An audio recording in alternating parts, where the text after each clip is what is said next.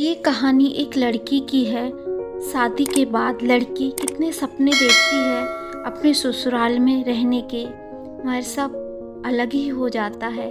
ससुराल में वो पहली सुबह आज भी याद है, कितना हड़बड़ा के उठी थी, ये सोचते हुए कि देर हो गई है और सब न जाने क्या सोचेंगे।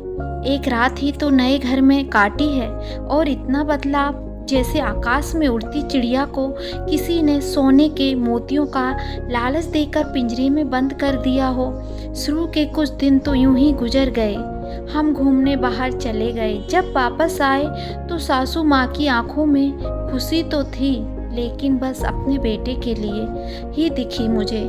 सोचा शायद नया नया रिश्ता है, एक दूसरे को समझने में देर लगेगी, लेकिन समय ने जल्दी ही एहसास करा दिया कि मैं यहाँ बहू हूँ, जैसे चाहूँ वैसे नहीं रह सकती।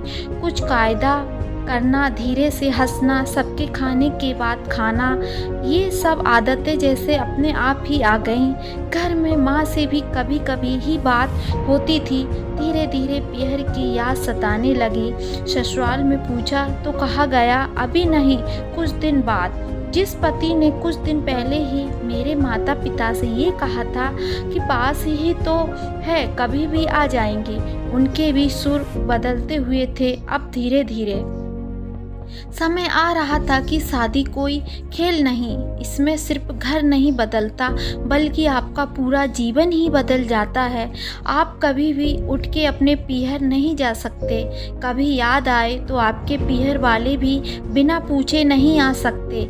पीहर में झूठे मुंह रसोई में कुछ भी छू लेना, जब मन चाहे तब उठना, सोना, नहाना, खाना पीना, सब बस अब यादें ही रह जाती हैं। अब मुझे समझ आने लगा था कि कोई विदाई के समय सब मुझे गले लगा कर रो रहे थे। पापा का ये झूठ कि मैं उनकी बेटी नहीं बेटा हूँ अब और दिन नहीं छिप पाएगा। उनकी सबसे बड़ी चिंता ये थी, अब उनका ये बेटा जिसे कभी बेटी होने का एहसास ही नहीं कराया था, जीवन के इतने बड़े सच को कैसे स्वीकार करेगा।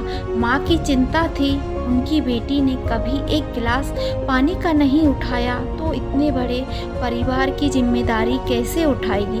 सब इस विदाई और मेरे पराये होने का मर्म जानते थे सिवाय मेरे, इसलिए सब ऐसे रो रहे थे जैसे मैं डोली में नहीं अर्थी में जा रही हूँ। आज मुझे समझ आ गया कि उनका रोना गलत नहीं था।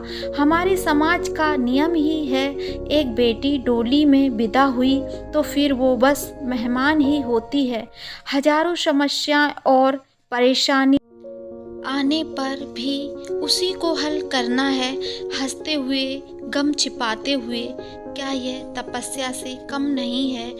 दोस्तों, हमारी कहानी कैसी लगी है नीचे कमेंट कर ज़रूर बताइए। Thank you for watching video.